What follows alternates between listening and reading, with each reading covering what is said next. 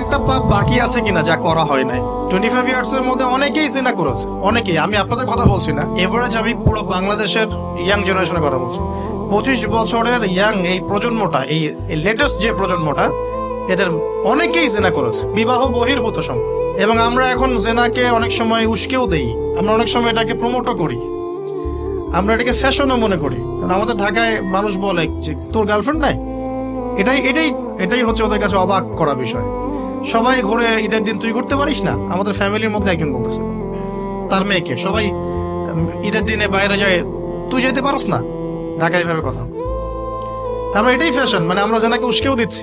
তার মানে 25 বছরে আমরা অনেকে জেনাও করেছি। মাদকের সাথে সম্পৃক্ত কত পার্সেন্ট ইয়াং জেনারেশনে আমাদের দেশে? ক্যালকুলেট করেন, আপনি গুগল করেন, দেখেন কত পার্সেন্ট আমাদের দেশে মাদক সেবন করে। ইভেন এখন কিশোর গ্যাং বের হয়েছে, কিশোর গ্যাংয়ে অনেক যুবকরা যায়, অনেকে রাস্তাঘাটে মারামারি করে, অনেকে পলিটিক্যাল দলাদলির মধ্যেও আছেন অনেকেই, এবং এখানে ভাই ভাই রক্ত ঝরাই। আমরা উভয় মুসলিম, কিন্তু উভয় মুসলিম, জুমার দিন একসাথে নামাজ পড়ে। তাহলে এটা কোন দর্শন যেটা আমার ভাইকে শত্রু বানিয়ে দিল, আর পশ্চিমারা গাছের আড়ালে বসে বসে হাসছে? কারণ এই দর্শনগুলো তো ওরাই দিয়েছে। তো 25 বছরের পাপগুলো একটু ক্যালকুলেট করি। প্রিয় দিনী বোন, একটু হিসাব করবেন যে 25 বছর আপনি কতদিন পর্দা করেছেন, কত 25,000 মানুষ আপনার চেহারা দেখেছে কিনা? এই 25 বছরে কত হাজার মানুষ আপনার চেহারা দেখেছে? আর ছেলেরা আপনাকে দেখলে কখনো চেহারা সুরত দেখে না। বেগানা নারীর দিকে একটা ছেলে যখন তাকায় এবং সেক্সুয়াল ডিজায়ার নিয়ে তাকায়, তখন সে চোখ দিয়ে তাকে রেপ করে। ভেরি সরি টু সে যে আপনি প্রচুর চোখ দিয়ে রেপ হয়েছে প্রিয় দিনী বোন। অনেকেই আপনাকে চোখ দিয়ে রেপ করেছে, আপনি বুঝতেই পারেন নাই। তো এই 25 ইয়ার্স আমরা অনেক কিছুই করেছি, অনেক কিছুই করি নাই। এখন একটু আজকে সাদা একটা কাগজ নিয়ে আমরা একটা হিসাব করব যে আমরা 25 বছরে কি কি করেছি, কি কি করি নাই, কি কি পাপ করেছি, কি কি করি নাই, কি কি পুণ্য করেছি, কি কি করি নাই। আমি আগে মনে করতাম যে একটা খালেস তওবা ইনশাআল্লাহ আল্লাহ পাক সব মাফ করে দিবেন। আসলে আল্লাহ পাক মাফ করেই দিবেন, কিন্তু ভিতর থেকে স্যাটিসফাই হতে পারবেন না আপনি। এখন যদি আপনি এখান থেকে আমার এই লেকচারটা শুনে আল্লাহর ওলি হয়ে যান এবং আপনি বড় মুহাদ্দিস, মুফতি, দিনের বড় দায়ী ইলাল্লাহ, বড় পলিটিশিয়ান, বড় ইঞ্জিনিয়ার, মানে যারা ওয়ার্ল্ডকে ইসলাম স্ট্যাবলিশমেন্টের দিকে নেতৃত্ব দিচ্ছেন, এমনও মানুষ যদি আপনি হয়ে যান, আপনি এই 25 বছরের ঋণটা শোধ করতে পারবেন না। এই 25 বছরের ঋণ আপনাকে প্রতিনিয়তই ভিতরে ঢুকিয়ে মারবে আর কি, যেটা আমাদেরকেও মারে ভিতর থেকে। যে আমরা যদি আগে থেকে বিষয়গুলো বুঝতাম, যদি আরো আগে থেকে স্টাডি করতে পারতাম, আরো বেশি যদি আমি আলেম ওলামার সাথে মিশতে পারতাম, আরো যদি বেশি গভীরে যেতে পারতাম, তাহলে কতই না ভালো হতো। আমি আশা করি কথাগুলো আপনাদের কলিজায় পৌঁছাবে ইনশাআল্লাহ। এখন লাইফের এটা সবচেয়ে ভাইটাল পার্ট। এই সম্পর্কে আমি জাস্ট 2টা হাদিস বলে আস্তে আস্তে কনক্লুশনে দিকে যাচ্ছি।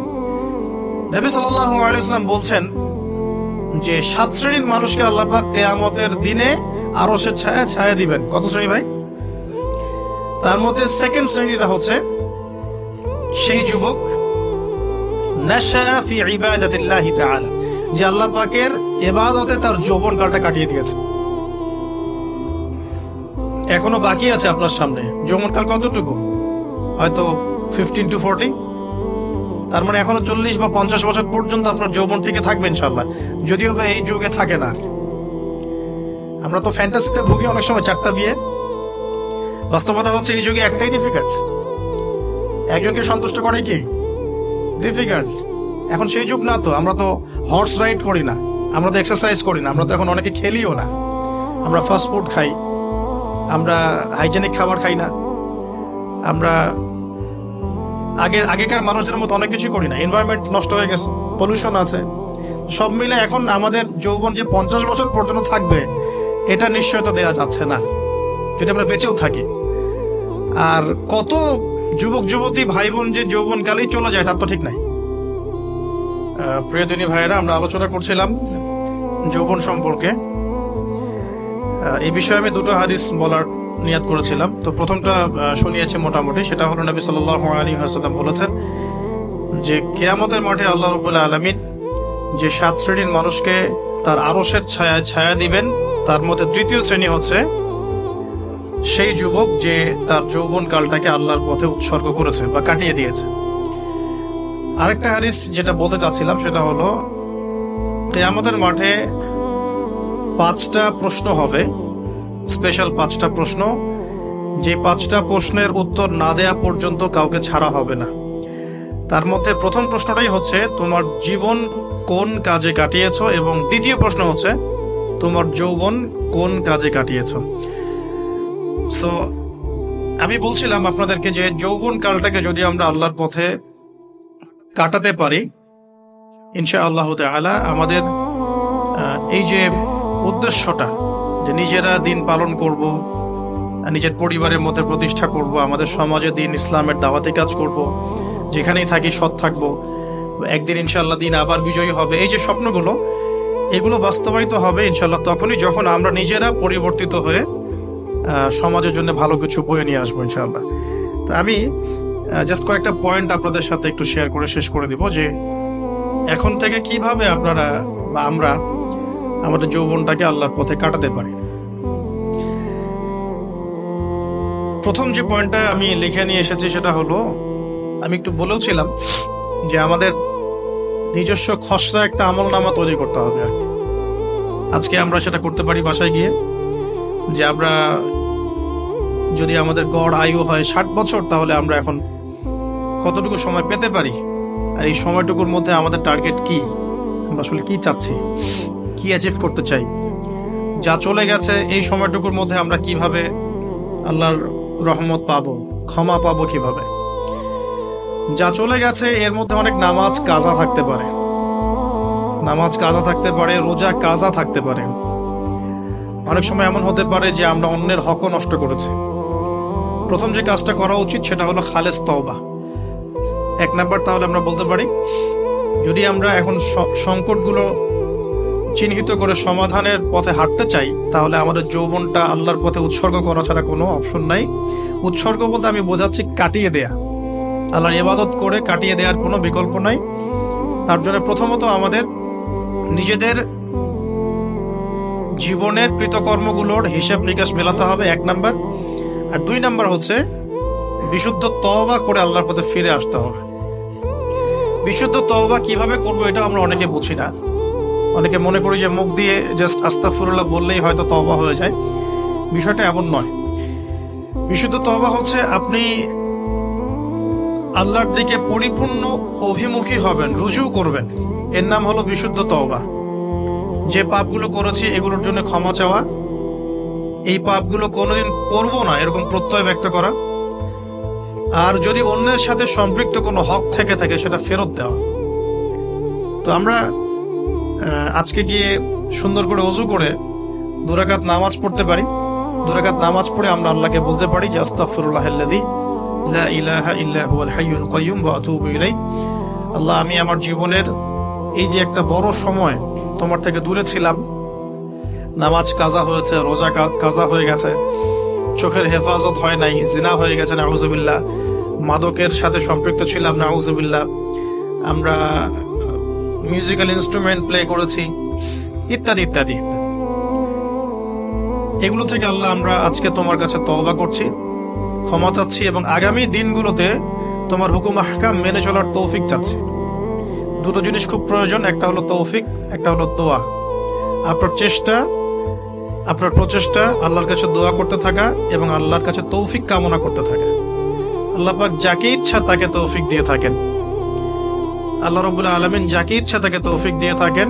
যে আল্লাহর কাছে যত বেশি চাইবে আল্লাহ পাক তত বেশি দিবেন ইনশাআল্লাহ। তো এই জন্য চেয়ে নিতে হবে, প্রথমত চেয়ে নিবেন যে আল্লাহ আপনি আমাকে তৌফিক দিন যাতে করে আমি আমার পুরো জীবনটাকে আপনার ইবাদতে কাটাতে পারি, আর সে ছায়া পেতে পারি। আল্লাহ কবুল করুন, আমিন। এখন ইস্তেগফার করার পর যার যার হক তাকে তাকে ফিরিয়ে দেওয়া উচিত। যদি আপনি বা আমি, আল্লাহ না করুক, কারো হক নষ্ট করে থাকি, সেটা ফিরিয়ে দিতে হবে। এই হক নষ্ট ফিরিয়ে দেওয়ার মানে এটা নয় যে গার্লফ্রেন্ডকে কথা দিয়েছিলেন বিয়ে করবেন, সেখান থেকে ফিরে আসা যাবে না। ব্যাপারটা কিন্তু এমন নয় আর কি। এরকমও প্রশ্ন আমাদের কাছে অনেকে করেছেন যে আমি তো আমার গার্লফ্রেন্ডকে কথা দিয়েছিলাম যে আমি তোমাকে ছাড়া আর কাউকে বিয়ে করবো না, তো এখন কি আমি ফিরে আসলে, তওবা করে ফিরে আসলে কি এর জন্য আল্লাহ আমাকে ধরবেন কি? মনে রাখবেন, শয়তান হচ্ছে এই পৃথিবীর সবচাইতে ইন্টেলেকচুয়াল প্রাণী। সিরিয়াসলি, ও যে এত বেশি স্মার্ট যেটা আমাদের চিন্তারও বাইরে, চিন্তার বাইরে।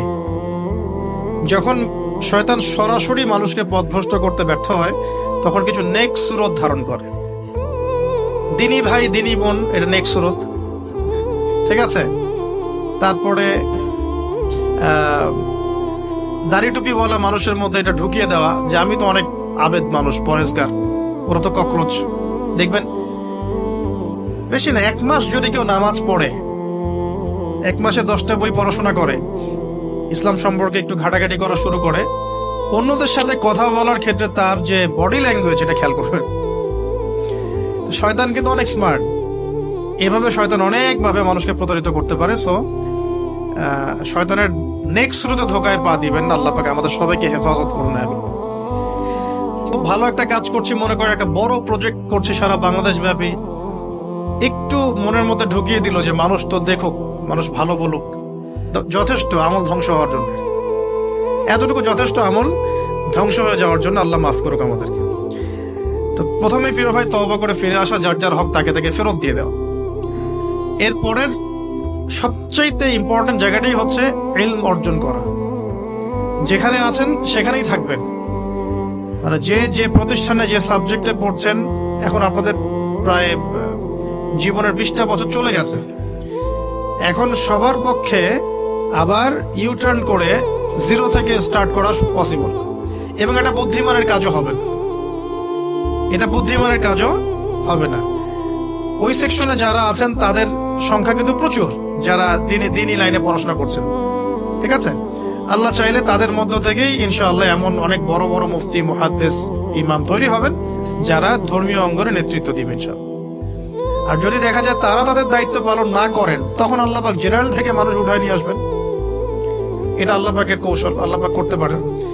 এখন আপনি কি করবেন? যেহেতু আপনারা 20-25 বছর পার করে আসছেন, যে সাবজেক্টে পড়ছেন কন্টিনিউ করতে থাকবেন। যদি এনভায়রনমেন্ট থাকে ফ্রি মিক্সিং এর, এখানে আপনি আপনার চোখকে হেফাজত করার চেষ্টা করবেন সর্বোচ্চ। এ ব্যাপারে আমি একটা বই সাজেস্ট করি। এই বইটা পড়লে ইনশাআল্লাহ আপনার অন্তরের মধ্যে এই বিষয়গুলো কমে আসবে ইনশাআল্লাহ। সেটা হলো তাসকিয়া, ও আরেক নামে এসেছে, সেটা হলো তাসাউফ ও আত্মশুদ্ধি। তাসাউফ ও আত্মশুদ্ধি পুরো ওয়ার্ল্ডের ওয়ান অফ দ্য মোস্ট, বলবো যে অনারেবল একজন আলেমে দিন, টপ 10-এর মধ্যে একজন, আল্লামা তাকি উসমানী দামাত বারাকাতুহু, তার লেখা বই তাসাউফ ও আত্মশুদ্ধি। বাংলাদেশে যে মাকতাবাতুল আশরাফ তারা প্রকাশ করেছে। এই বইটা যদি পড়েন, আপনার মনের মধ্যে নফসের যে খারাপ রিপুগুলো, এগুলো আস্তে আস্তে কমতে থাকবে ইনশাআল্লাহ।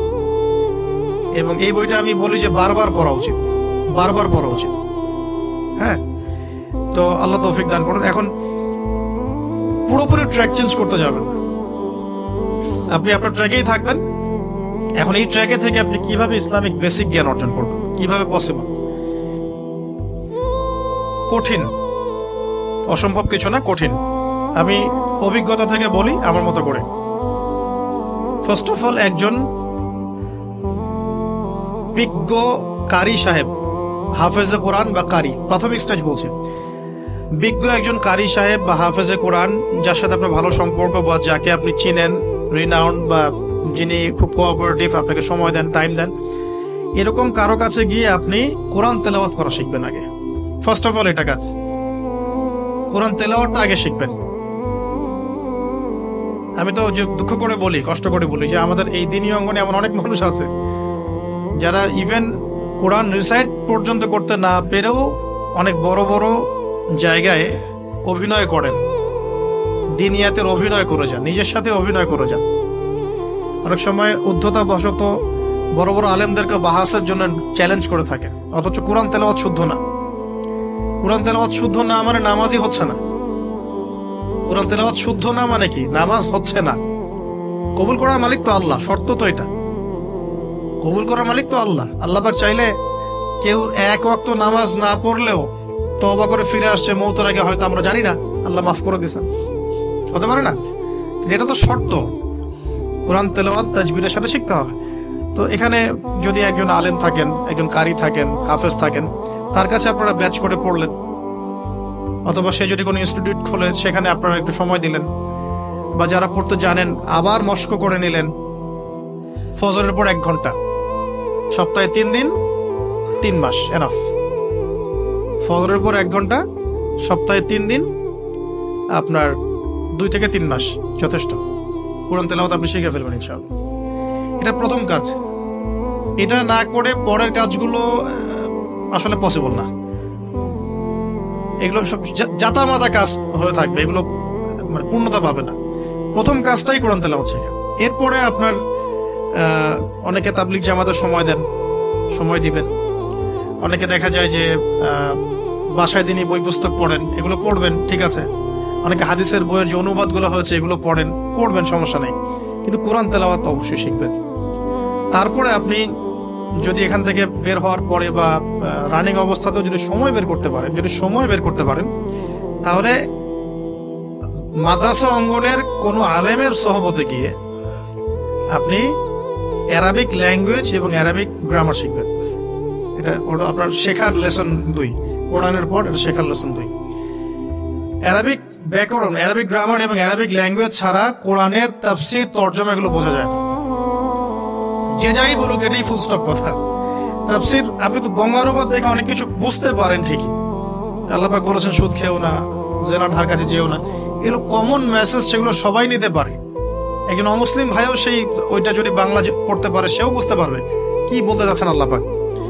অ্যারাবিক ল্যাঙ্গুয়েজ, অ্যারাবিক গ্রামারের ভিতরে না ঢুকলে আপনি কোরআনের ভাষাটাকে ধরতে পারবেন না। আল্লাহ পাকের যে মানে ঐশী গ্রন্থের বালাঘাত, এটা আপনি বুঝতে পারবেন না। তো এই জন্যে এটা তো সিম্পল এক্সাম্পল। আমরা যদি এখানকার ল্যাঙ্গুয়েজ কি, বইগুলোর ইংরেজি না বাংলা? ইংলিশ। মাশাআল্লাহ, ইংলিশ ল্যাঙ্গুয়েজ যদি না জানতাম, আমি কি এখানে পরীক্ষা অ্যাটেন্ড করতে পারতাম? আমি তো ওই টপিকটাই বুঝবো না, কোন টপিক আলোচনা হচ্ছে, স্যার কি পড়াচ্ছেন। আমার তো ইংরেজি গ্রামারের এবং ইংরেজি ল্যাঙ্গুয়েজটিক আমার কোনো দক্ষতা নাই। তাহলে আমি কিভাবে ওই চ্যাপ্টার 1, চ্যাপ্টার 2, চ্যাপ্টার 3, এই টপিক ওই টপিক কেমন করে বুঝতে পারি? সিমিলার এখানে কোরআনের ক্ষেত্রে যদি আপনি ল্যাঙ্গুয়েজগুলো না জানেন এবং গ্রামারটা না বোঝেন, তাহলে কোন সূরার ভিতরে কি গভীর মর্ম, এগুলো আপনি ধরতে পারবেন। ভাষা একটা অর্থ বুঝতে পারবেন। ভাষা অর্থ পরীক্ষায় পাশ করাতে পারে, কিন্তু A+, গোল্ডেন A+ আনতে পারে না। আশা করি আপনি বুঝতে পারছেন যে আমি কি বলতে যাচ্ছি। তো এটার জন্য এখন এক্সাম্পল বুঝে নেন। এই যে এখানে ইংরেজি ল্যাঙ্গুয়েজ পড়ছেন, ওই ল্যাঙ্গুয়েজের উপরে বেস করে আপনি বইগুলো শেষ করছেন, এটা কি ওস্তাদ ছাড়া করছেন, ওস্তাদ সহ করছেন? টিচার লাগে না? সেম জিনিস। কোরআনের ভাষা শিখতে হলেও, গ্রামার শিখতে হলেও এরকম কিছু ওলামা একরাম আপনাকে খুঁজে বের করতে হবে। এখন ওলামা একরামরা কিন্তু অনেক ব্যস্ত, অনেকের অনেক কাজ থাকে, অনেকের মাদ্রাসা থাকে, অনেকের দিদি খেদমত থাকে। এর মধ্যেও আল্লাহর কাছে দোয়া করতে থাকেন, ইনশাল্লাহ আপনাকে আপনার ওস্তাদ আল্লাহ পাঠিয়ে দিবেন ইনশাআল্লাহ।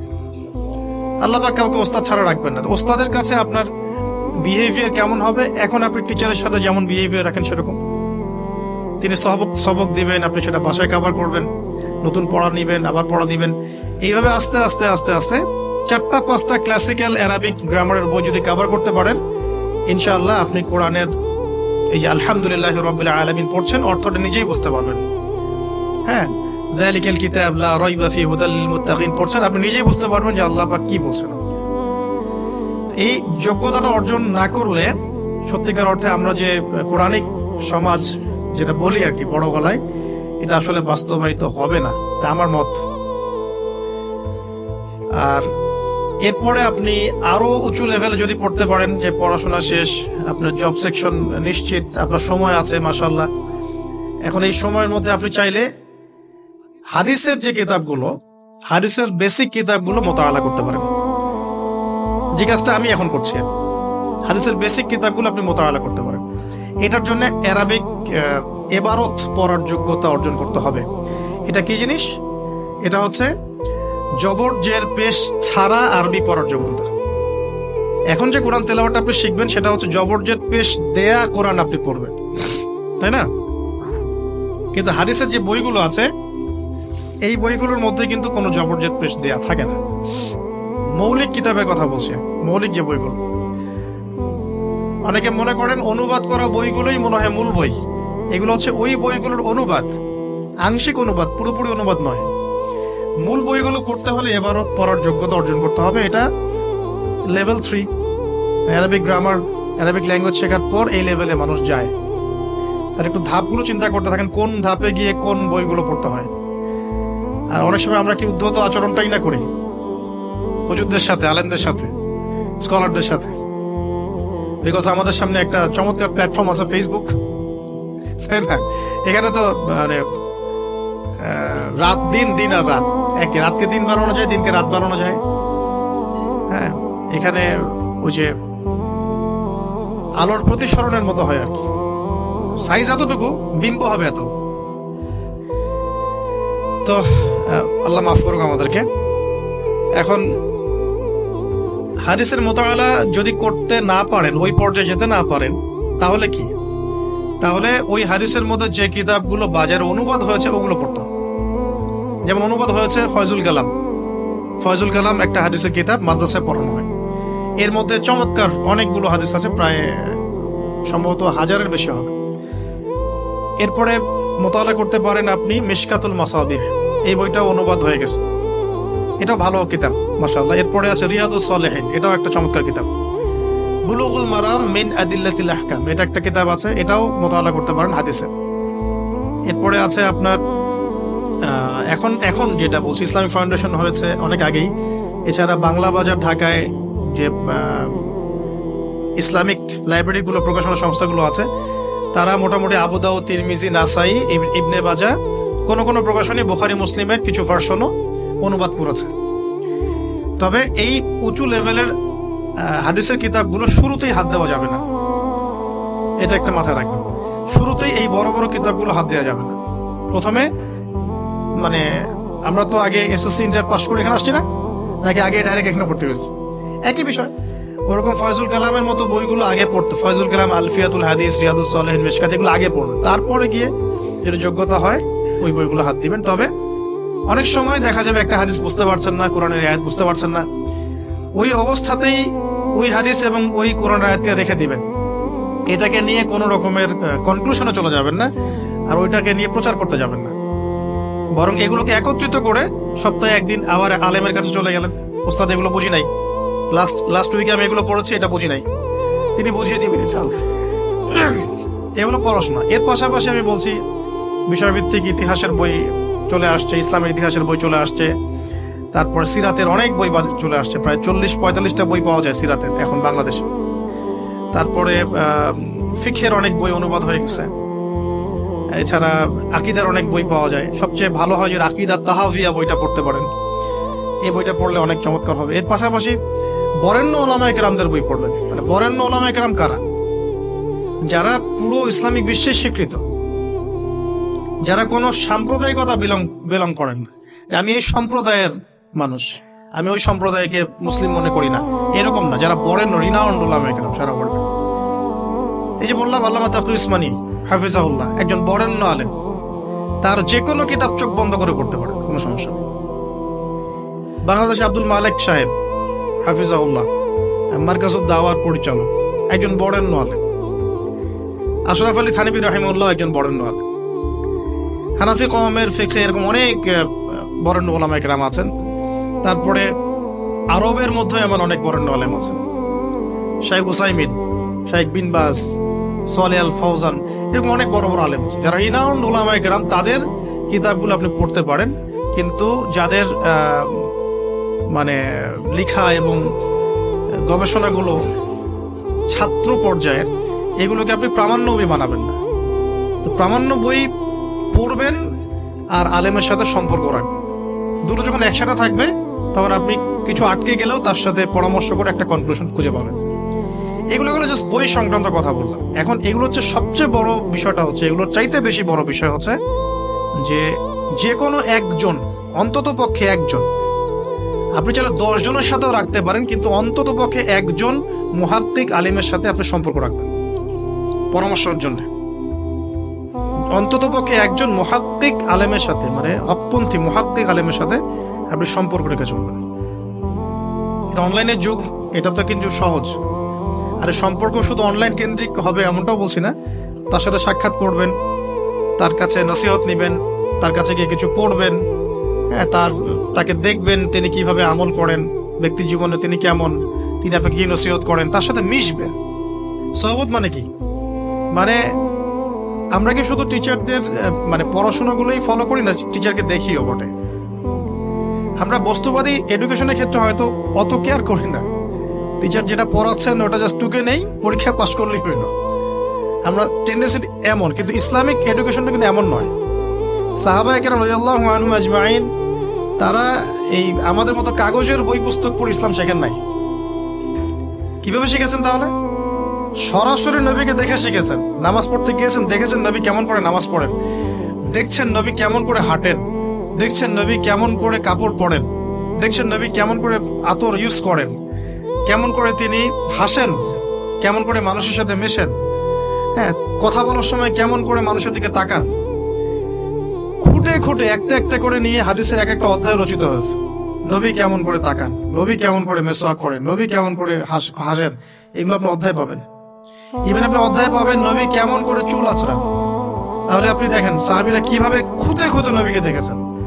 বলা হয় আব্দুল্লাহ বিন মাসউদ রাদিয়াল্লাহু আনহু সম্পর্কে, তিনি নবীকে এত বেশি কপি করতেন হাঁটা চলা কথাবার্তায় যে নবী সাল্লাল্লাহু আলাইহি ওয়াসাল্লামের পরের যুগের অনেক মানুষ এসে দ্বিধাদ্বন্দ্বে পড়ে যেত যে রাসূল সাল্লাল্লাহু আলাইহি ওয়াসাল্লামকে দেখছি নাকি।